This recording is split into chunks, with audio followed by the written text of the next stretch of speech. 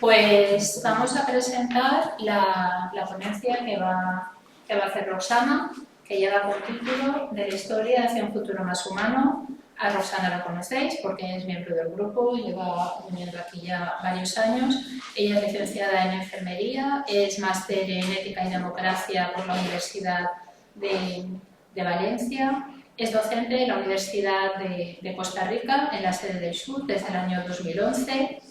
Allí también asumió la coordinación de vida estudiantil durante 5 años y estaba como subdirectora de la sede del Sur hasta que vino aquí a Valencia. Sabéis que está haciendo una estancia para hacer su doctorado, una estancia de 4 años. Lo que ahora nos viene a explicar es fruto de la investigación que está haciendo para su tesis doctoral. Ella actualmente es becaria de la Oficina de Asuntos Internacionales y Cooperación Externa de la Universidad de Costa Rica, y en la línea que está trabajando es la educación para el desarrollo humano. La tesis se la está dirigiendo Juan Carlos Cibrana, y desde que llegó de Costa Rica aquí a Valencia sabéis que se ha incluido como miembro en el grupo de investigación como parte de su trabajo para la tesis doctoral.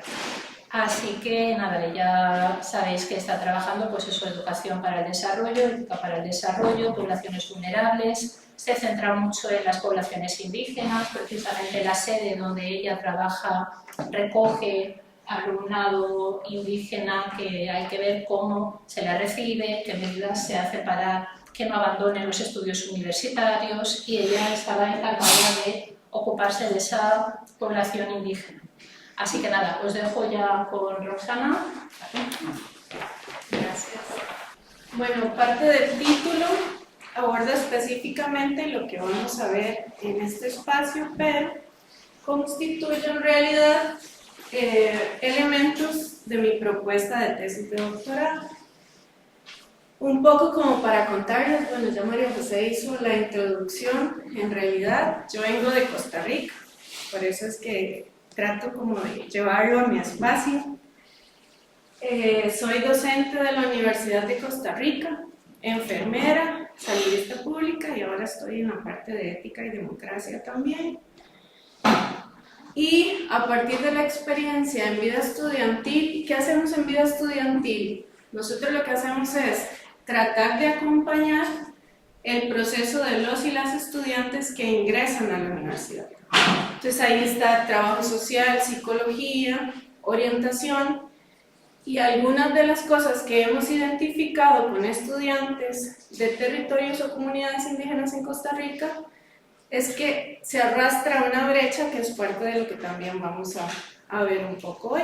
Entonces, a partir de la oportunidad en el Congreso de Costa Rica, que fue donde tuve como oportunidad de vinculación con María José y con don Juan Carlos, presenté una ponencia de lo que estaba haciendo en ese momento.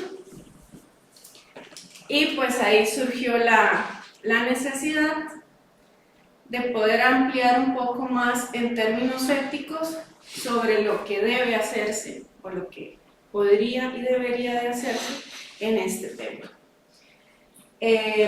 Como ya mencionó María José, la línea es ética del desarrollo humano. Entonces específicamente la base está en Emilio Martínez, y también complemento con Adela Cortina. Los ejes principales para esta presentación serán estos 3 espacios. Tienen que ver con la educación, cómo ha sido la educación en comunidades y pueblos indígenas en Costa Rica, un poco también contextualizarlo, la ética de la educación o del desarrollo humano, en 2 líneas que trato como de converger, que son la línea de Emilio Martínez y la del buen vivir, que también vamos a ver un poco que el buen vivir es un paradigma que se estructura desde las comunidades indígenas. Entonces es una propuesta también para educación para el desarrollo. Y la parte sin duda que es quizá la base más fuerte sobre la cual se fundamenta mi propuesta, que es la de doña Adela Cortina, que tiene que ver con justicia cordial y con la parte de la compasión. ¿Para qué? Para con ello generar mi propuesta, que mi propuesta es una propuesta socioeducativa que pretende ir en varias líneas, principalmente a las personas que trabajamos con los y las estudiantes que los recibimos, con los estudiantes, porque sí, ya siendo que ellos están ahí, también trabajamos con ellos, y con las autoridades, porque definitivamente el equipo o el soporte debe ir desde lo macro y poder empezar como en pequeños espacios. Y el fin del desarrollo busca que no solamente sea este crecimiento económico, sino que mejoremos el tema de la calidad de vida y generar un impacto directo en la desigualdad y en la pobreza, que son de los elementos que más identificamos en comunidades y territorios indígenas de Costa Rica. El primer eje, que tiene que ver con comunidades, territorios indígenas de Costa Rica, un poco para contextualizar, si no conocen dónde está Costa Rica, nosotros estamos ubicados en Centroamérica. Algunas personas ya han visitado nuestro país, ya saben dónde estamos, pero estamos aquí exactamente, y nuestras comunidades o territorios indígenas están distribuidos en 8 pueblos. Estos 8 pueblos están a lo largo de todo el país en 24 territorios. La sede para la cual yo trabajo está en esta parte, que es el sur del país. Y si nosotros vemos el mapa, realmente la mayor cantidad de comunidades y pueblos indígenas también está en el sur. Y estadísticamente también hemos encontrado el comportamiento de que el ingreso y la permanencia de estudiantes de comunidades indígenas es más fuerte también en la sede del sur. Entonces, por ahí tenemos un factor que también colabora a que empecemos a trabajar sobre esto. El 2,4% de la población de Costa Rica está constituida por personas de estos pueblos o comunidades que se autodefinen. Las comunidades y territorios indígenas tienen cierta normativa específica y son ellos quienes se autodefinen como personas indígenas. Un poco como para ver el marco jurídico que soporta el tema de la educación en comunidades y territorios indígenas. A partir de 1500, que era cuando ya nosotros, desde anterior a eso, teníamos personas de pueblos y comunidades indígenas, se empieza con la colonia el tema de la instrumentalización o la educación más dirigida al adoctrinamiento. En realidad era más como una forma de controlar la línea de hacia dónde íbamos trabajando con los y las indígenas. Luego se empieza a formar el Estado costarricense y empieza a generarse la escolarización un poco más formal, pero esa escolarización aún no hace una diferenciación entre cómo trabajamos con comunidades indígenas y cómo se trabaja con el resto del país. En 1986 y entre el 49 se empiezan a formar los primeros centros educativos en comunidades y territorios indígenas, pero era en la misma línea. Era llevar el mismo sistema educativo que estaba estandarizado a nivel nacional, un poco para disminuir la brecha territorial. ¿Por qué territorial? Porque definitivamente el acceso estaba muy limitado por el territorio. Las comunidades indígenas estaban distribuidas específicamente en su territorio, costaba mucho desplazarse. No hay como rutas específicas y tal. Para 1949 y hasta ahora ha ido dándose un giro en el tema de derechos y reconocimiento. Este giro ha ido tratando de incluir una educación intercultural y la legislación tiene normas específicas y claras que también van hacia esa línea. Está la ley indígena, está cuando se reconoce y se avala el convenio 169, que es el de Internacional de Pueblos y Comunidades Indígenas, también la declaración de la ONU, y ahí se han ido haciendo acciones afirmativas a lo largo de los años para poder generar la base jurídica Y sí quiero quedar con este tema bastante claro, porque existe una base jurídica fuerte en Costa Rica sobre lo que debe ser la educación de pueblos y comunidades indígenas. Existe toda una norma jurídica que soporta el tema de la interculturalidad, del respeto por la lengua materna, el tema de poder trabajar desde las comunidades. Esa norma jurídica es el soporte sobre el cual también más adelante trabajaré con la propuesta, porque doña Adela Cortina también menciona que un elemento muy importante para el trabajo con las personas es cómo el Estado y las organizaciones se fundamentan en esa ley o en esa legislación, que sí existe. Para el 2024 se declara un compromiso de las universidades públicas en el tema de pueblos originarios o comunidades indígenas. Esta declaratoria trató de unir esfuerzos de todas las universidades estatales que trabajan en esta línea, esfuerzos principalmente porque, por ejemplo, la Universidad Nacional, que es una universidad en Costa Rica, trabaja mucho con un territorio específico en Talamanca y tiene muchos esfuerzos, pero no estábamos articulados. Entonces, un poco lo que se trató en esta declaratoria era articularlo desde el CONARE, que es el Consejo Nacional de Educación Superior, pero también existe como mucho camino que recorrer.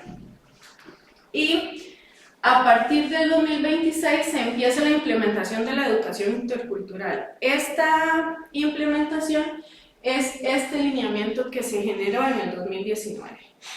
Entonces, en 2019 se genera el lineamiento y en el 2026 estamos empezando a ejecutarlo en comunidades indígenas.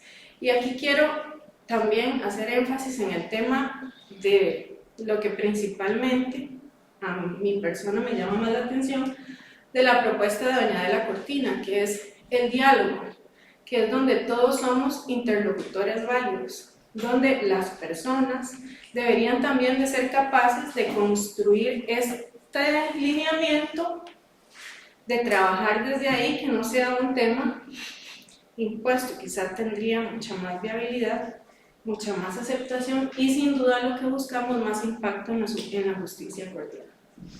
Algunos hitos jurídicos: nuestra constitución política recoge que es obligación del Estado no solo garantizar el tema de la conservación de los espacios, territorios y lenguas y toda la cosmovisión de comunidades indígenas, sino garantizar que se mantenga y se continúe el legado, por decirlo así.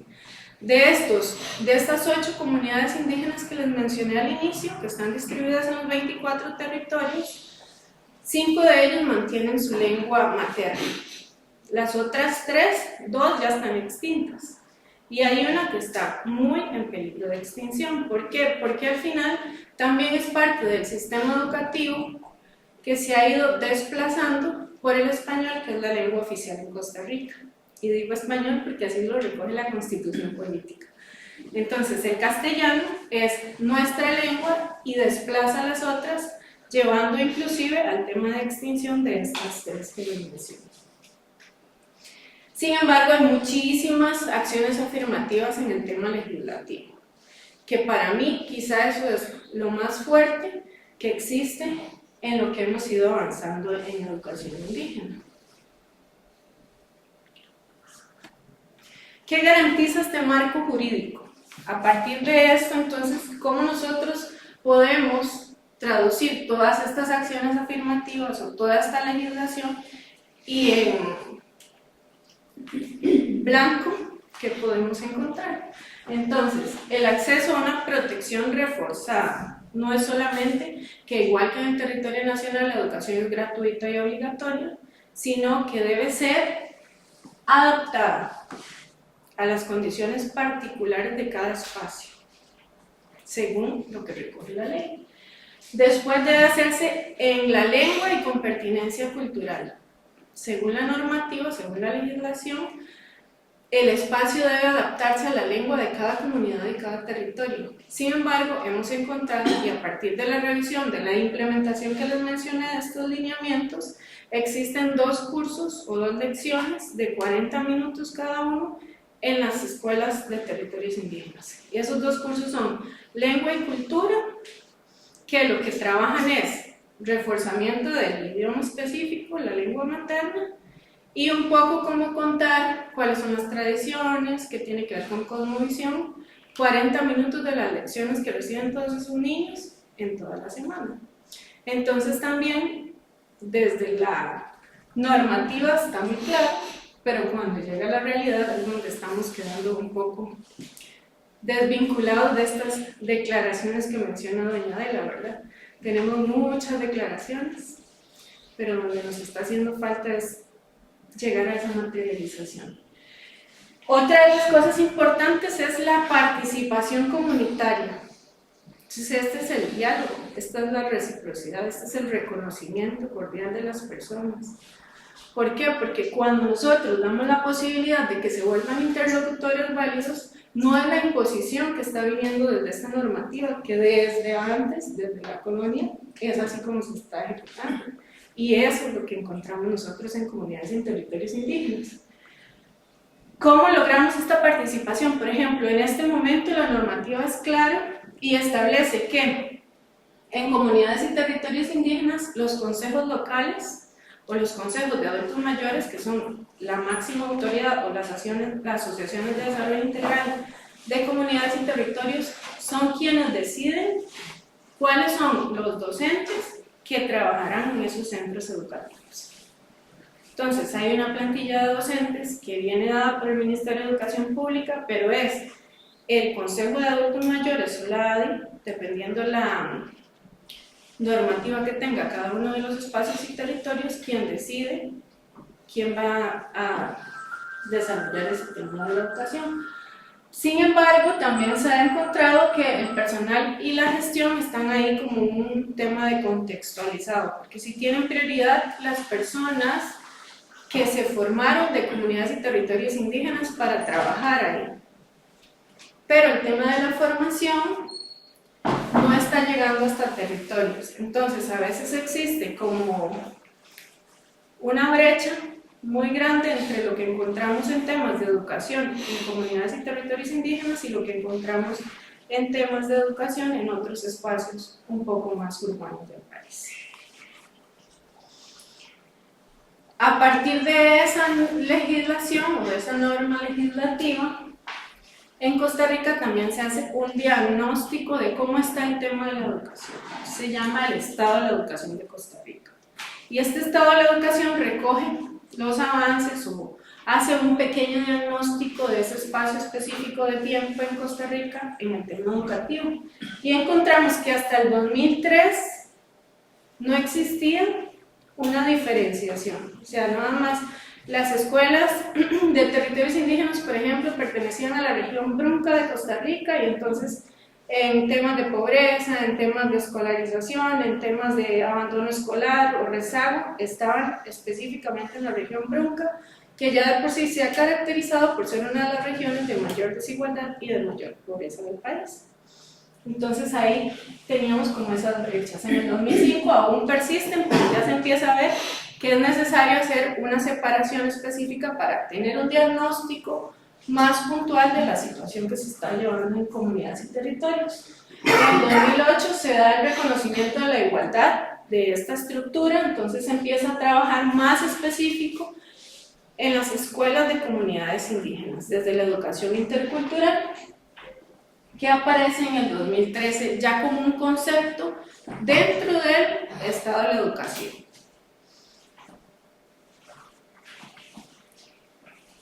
En el 2015 se ve ya como a partir de esta educación intercultural existe un estancamiento en la educación secundaria. Los y las niñas llegan a la escuela, pero ya al entrar al instituto, por ejemplo, hay un abandono. Y se ha encontrado también que muchos de los niños y las niñas, dependiendo del territorio indígena al que pertenezcan, hacen abandono antes, en primaria, porque se movilizan por temas de trabajo. En el 2019 entonces se da la visibilización de esa exclusión cultural que existe a partir de no tener el enfoque de la cosmovisión, de cómo ellos ven el tema de la educación y cómo realmente lo articulan con su diario vivir. Y en el 2021 se viene el tema de la pandemia, que a partir del Estado de la Nación en el 2021 lo que se genera es que ya de por sí había un impacto directo en el tema educativo del país, pero en comunidades indígenas esa brecha se amplió. ¿Por qué? Porque muchos pasamos a lo virtual, casi todos. El tema de la educación se virtualizó completamente, pero no llegaba porque no había internet. Los y las estudiantes, por ejemplo, los de la sede del sur, tienen historias y situaciones súper particulares para poder conectarse a una lección con datos de Panamá, que era el lugar donde les permitía más tener como conectividad. Pues al final también estas desigualdades son lo que impacta en esa justicia social, que es la que menciona doña Adela Cortina, que no es un tema de elección. Estoy segura que todos elegiríamos las mejores condiciones. Es un tema de exclusión, y de exclusión macro. Es un sistema el que realmente tiene una normativa fuerte que soporta lo que debe hacer, pero que no se está llevando a la ejecución. En el 2003 se encuentra que esas brechas persisten y se encontró que alrededor de 4 de 10 estudiantes no concluyen la secundaria y menos del 5% ingresan a la universidad. Entonces, de esos 5% son los que están llegando a la sede del sur y son esos estudiantes que también cuando ingresan tienen situaciones súper particulares. Situaciones en el tema de cómo se comunican, y no es que no hablemos castellano todos, ellos también hablan castellano, pero por ejemplo en el tema de la redacción, en cómo redactan las frases, va haciendo que se excluyan, que se vayan sacando del sistema y se genere exclusión social y rechazo. Entonces se va volviendo un pequeño grupo y al final, por ejemplo, de los cursos, muchos no quieren trabajar con ellos y entonces el sistema también hace que hagan abandono de los cursos. Esta legislación ha reconocido y ha tratado de marcar la transición entre algo que era sin especificidad a algo intercultural en la normativa. Está escrito. Pero, como menciona doña Adela, la integridad consiste en la coherencia entre esas declaraciones y las realizaciones. Y ahí es donde entra la ética, que es el segundo eje, que tiene que ver con ética del desarrollo. ¿Por qué ética del desarrollo? Porque a partir de la revisión bibliográfica, todo cuanto hace una sociedad es tratar de promover el desarrollo.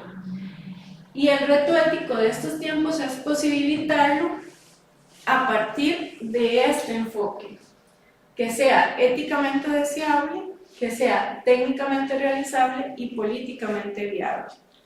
La legislación lo establece, podría ser políticamente viable. Hay otros dos temas que quizás necesitan un poco más de refuerzo. En el campo de la ética, definitivamente cobra sentido con estos elementos: la complejidad de estas cuestiones morales, la posibilidad de identificar y combatir esas injusticias y la necesidad de orientar nuestra vida a metas de mayor humanización. No es lo que la persona le tocó vivir y es que es lo que le tocó. La ética justamente trata de identificar esas injusticias y es ahí donde podemos trabajar desde la justificación. La tarea del desarrollo trata de buscar una sociedad de personas libres que libremente opten por mantener la paz, la justicia social, la corresponsabilidad ecológica según Emilio Martínez, que es la base más importante. Entonces, si conseguimos el desarrollo, vamos a tener estos elementos básicos. Y quisiera que hagamos énfasis en estos 4 elementos, porque al final son la base fuerte sobre mi propuesta. Naturaleza, el tema mundial, social y personal. Y es así ahí donde mi propuesta socioeducativa pretende abordarse, desde acá en adelante. Porque la parte personal, con cada uno y cada una de esos estudiantes que sí llegan a la sede, la parte social con las comunidades y espacios o territorios indígenas, pero también con nosotros, las personas docentes y personas administrativas que recibimos a esos estudiantes. Y este equilibrio tiene que ver más con el elemento que se une a la teoría del buen vivir, que es lo que vamos a ver ahorita. Este objetivo del desarrollo busca no solo la intención de que este sistema mundo soporte esos elementos éticos, sino de que en cada espacio de la nación también se puedan ver transversalizados y llegar hasta esas localidades. Yo soy de la idea de que la validación de ellos y de ellas es lo más importante. Y creo que es ahí donde estamos fallando. Lograr que sean interlocutores válidos de este proceso es sin duda no solo reconocimiento, sino una obligación. Es un deber es una deuda que tenemos con ellos y ellas desde Costa Rica. Algunos medios sobre los cuales Emilio Martínez recomienda que podemos trabajar el tema de la educación y actitudes éticas vinculadas. Estas las traje porque al final en la propuesta están las líneas de doña Adela Cortina, pero son también estos elementos que tienen que ver con solidaridad compasiva. Sabemos que la compasión es una de las bases más importantes de la teoría de Adela Cortina, actitud de escucha y diálogo abierto. No es solamente dialogar por dialogar, sino dialogar con la posibilidad y con la decisión de querer que exista ese diálogo, apertura de la participación de todos los afectados, fidelidad de los principios locales, nacionales y globales, excelencia, profesionalidad y formación permanente. Este tema definitivamente no solo con los estudiantes, sino es un deber de nosotros como universidad. Y aquí también parte de la justificación de que yo esté acá, yo soy docente, que me está mandando mi universidad a formarme en este tema. Es esa excelencia y es al final a lo que nos debemos.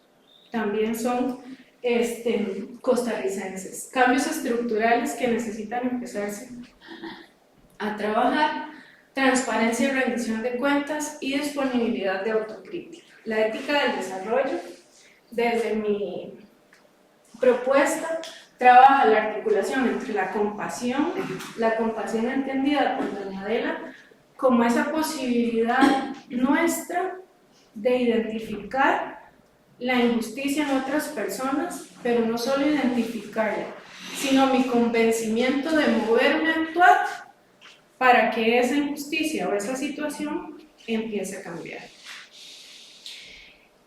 Y aquí traigo nada más como ejemplo el tema de la legislación que existe en interculturalidad en Costa Rica y cómo pasa 28 años sin que se implemente.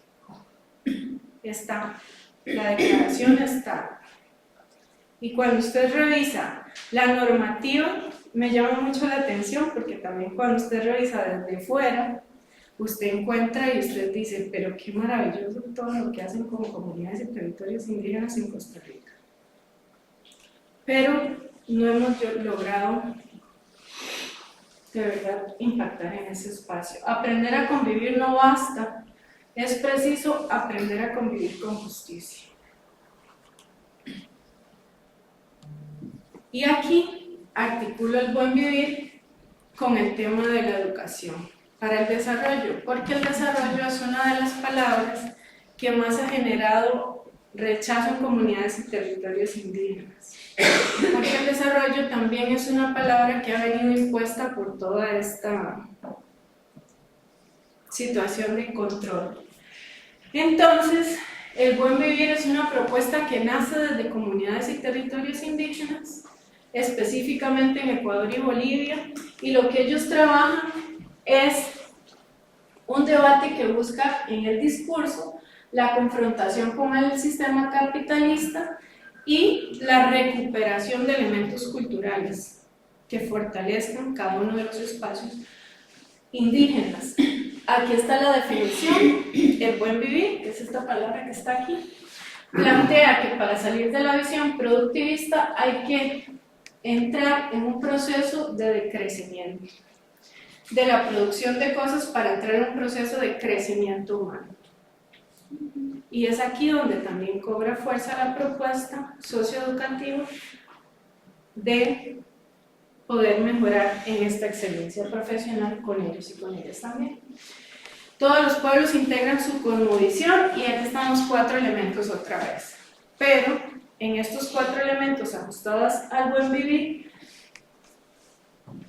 me atreví a modificar naturaleza por armonía y equilibrio.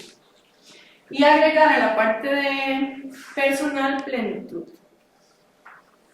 ¿Por qué? Porque para mí este paradigma del buen vivir suma esto a la posibilidad de estructurar un soporte al menos éticamente justo. Y uno de los temas más importantes que trabaja el paradigma del buen vivir tiene que ver con esta armonía y este equilibrio, que es urgentemente necesario en este momento a nivel mundial. Entonces también tenemos muchísimo que aprender y me parece medular poder traerlo acá para que sea desde ellos que también generemos algunos espacios para que podamos aprender el resto del mundo en esta conservación. Por ejemplo, en Costa Rica, en comunidades y territorios indígenas, la mayor cantidad de biodiversidad, digamos ahí con los parques nacionales también, pero en comunidades y territorios indígenas se conserva la mayor cantidad de biodiversidad por el respeto y la armonía que tienen con la naturaleza. Y este paradigma se complementa perfectamente con el tema de la compasión. Una visión más compasiva de la educación para el desarrollo pretende enfocarse en el tema de la compasión, esta compasión entendida como la justicia que yo identifico y como el motor del sentimiento de la justicia, que busca y encuentra argumentos para construir un mundo a la altura de lo humano. Esta compasión que define Adela Portillo. La convergencia de estos elementos, sin duda, puede aportar una mirada mucho más ética a la educación para el desarrollo, a una mirada global y a una especificidad cultural, donde esos interlocutores válidos también puedan construir. Y la compasión desde la ética orienta la acción humana al cuidado mutuo. Comprometerse a ayudarle a la gente con lo que realmente necesitan nos hace más humanos, más justos y más felices. Y aquí viene el tercer eje, que ya es más específico, que tiene que ver con la propuesta que se basa en Adela Cortina en la educación universitaria específicamente. ¿Por qué? Porque si bien es cierto, hay muchos elementos que les mencioné mucho más macro, lo que en este momento yo puedo proponer es de la educación universitaria. Podría generar líneas de recomendación, pero seguiría haciendo declaraciones que no me llevarían a una materialización en la realidad. Y es justo lo que estoy criticando, no debería de ser en lo que yo esté entrando también. Realmente la presencia indígena en la institución universitaria nos busca no solo abrir cupos, sino a generar un espacio que les permita sostenerse en ese sistema educativo. Porque un tema de los más fuertes para ellos es lograr permanecer en ese espacio. lograrse identificar ahí y mantenerse para sacar su carrera universitaria. Que también muchas personas dirían, bueno, entonces, que no vayan a la universidad. Pero no es la ruta. Realmente la ruta es lograr que el sistema, nuestra obligación es que el sistema universitario les ayude, les soporte, les acompañe para que puedan también formarse universitariamente e impactar directamente en sus comunidades y territorios. Tenemos el ejemplo de dos estudiantes, uno de la sede del Sur y uno de la sede Rodrigo Facio en San José. El muchacho de la sede del Sur estudió turismo ecológico y su hermano estudió dirección de empresas en la ciudad universitaria Rodrigo Facio. Montaron su empresa y en este momento están generando turismo sostenible y están recibiendo muchísima gente que va al territorio y conoce la ruta Trans-Talamanca. Que la ruta Trans-Talamanca es esa ruta que hacían en el momento de la colonización para mantenerse como comunidades y territorio indígena. Un mecanismo de autoprotección, pero que es maravillosa. Tiene espacios y paisajes espectaculares. Entonces, realmente, por esos casos y por esas personas que ingresan, vale la pena el trabajo desde la universidad. Y si al decidir las normas que en su sociedad van a regular la convivencia tengan en cuenta los intereses de todos los afectados en pie de igualdad y no se conforme con pactos fácticos que están previamente manipulados y en los que gozan todos el mismo nivel material y cultural, ni de la misma información, porque usted está convencido de la igualdad humana cuando habla en serio sobre justicia. Haga pues del respeto de la igualdad una forma de discurso normativo y de vida.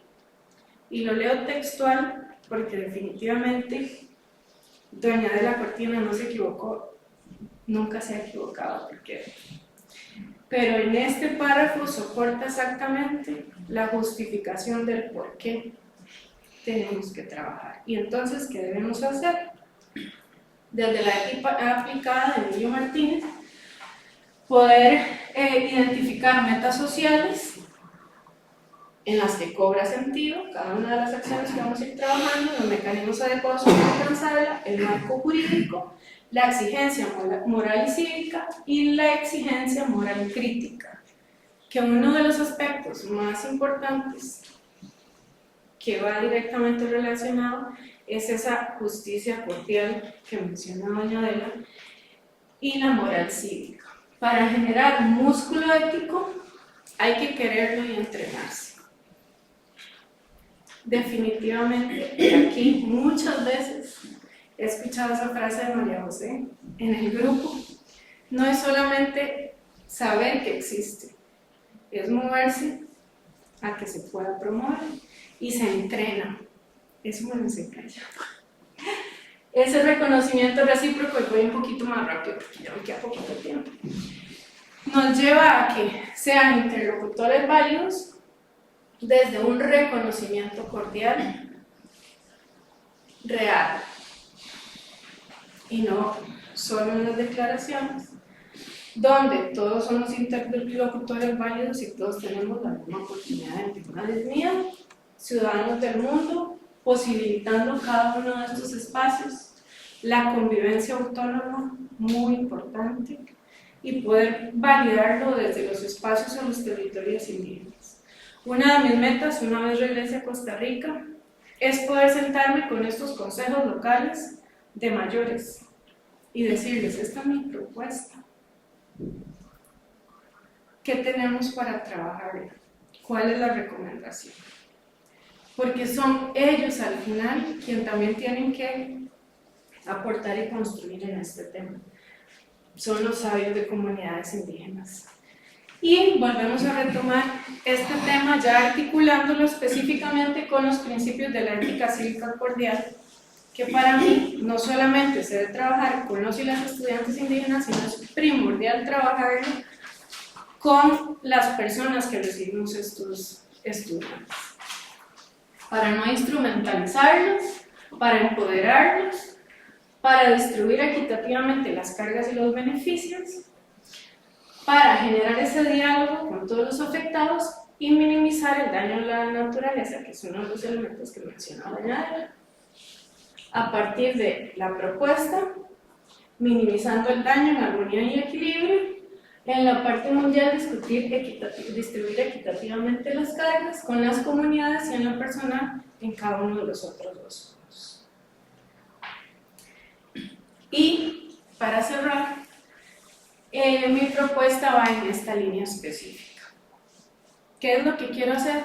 Yo quiero generar un modelo socioeducativo que tiene todo este respaldo teórico y lo que buscaría es generar actividades específicas con plazos y descripciones, materiales físicos que me permitan a mí trabajar estos elementos que encontré en la cortina y que para mí es la ruta específica y está claramente trazada.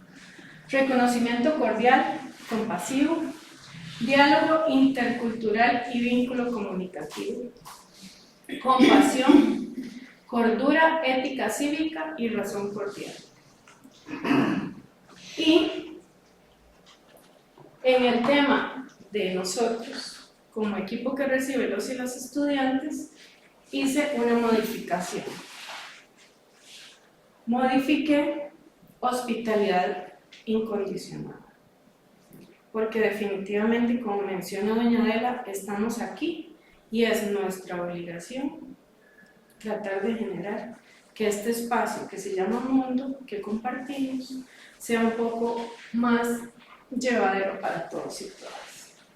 Educar para nuestro tiempo exige formar ciudadanos compasivos, capaces de asumir la perspectiva de los que sufren, pero sobre todo comprometerse con ellos. Muchas gracias.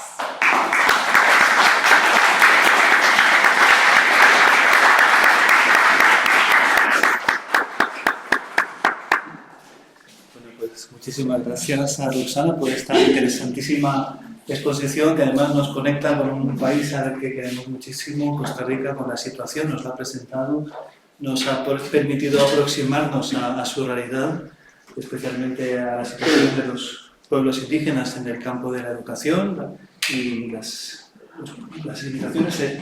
Nos ha informado y ha sido una base muy valiosa conocer esa situación jurídica que por un lado respalda, pero por otro lado a nivel práctico existen todavía muchos desafíos por realizar, porque en la práctica hay mucho todavía por hacer, y nos has planteado un proyecto personal que tiene ese objetivo final de conseguir materiales para que elementos, en este caso de la profesora de la cortina, con conexiones a Emilio Martínez también en Ética del Desarrollo, puedan poder ayudar a que esta hueco entre lo que se supone que queremos hacer y lo que realmente se está haciendo se pueda reducir. Muchísimas gracias por lo que nos has presentado, por el esfuerzo, por la iniciativa que tienes. Y bueno, ahora hacemos un pequeño descanso y le damos un aplauso y descansamos un poco.